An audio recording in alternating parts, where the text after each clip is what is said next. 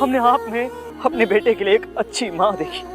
हमने आपसे कहा हम आपसे और भी कुछ कहना चाहते हैं, लेकिन वो हम निकाह के बाद कहेंगे।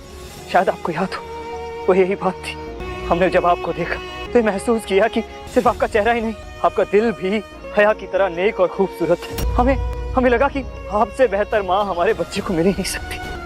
लेकिन शायद आप सही कह रही हैं। मोहब्बत किस्मत से मिलती, जोर जबरदस्ती से नहीं। शायद हमारी बेटे की तकदीर में माँ का प्यार है ही नहीं।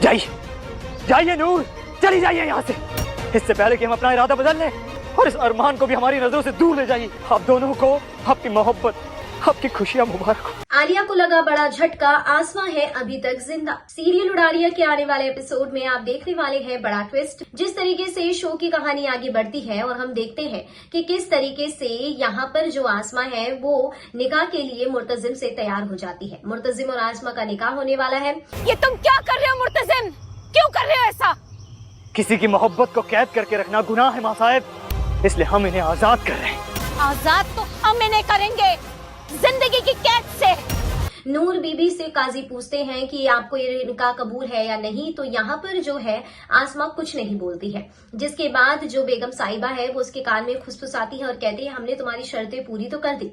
आने वाले एपिसोड में आप देखेंगे कि जिस तरीके से सुहाना पहले भी आसमां की मदद कर चुके हैं उसे बंदूक देकर, तो क्या सुहाना एक बार फिर से करेगी आसमां की मदद।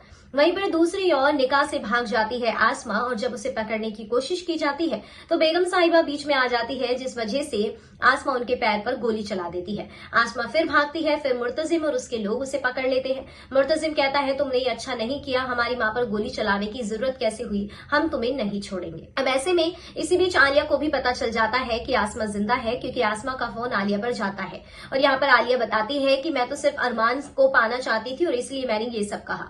अब अरमान को पाना चाहती थी आलिया, ये बात आसमां समझ चुकी है और आसमां कहती है तुम डरो मत, मैं किसी को कुछ नहीं बताऊंगी, लेकिन मैं जिंदा हूं। शायद तुम्हें सुनकर बड़ा झटका लगा है। अब ऐसे में आने वाले एपिसोड में हम देखेंगे कि किस तरीके से शो की कहानी आगे बढ़ेगी, आसमां की जान कौन बचाएगा। खैर कमेंट सेक्शन में अपनी राय बताइए और कर दीजिए चैनल को सब्सक्राइब।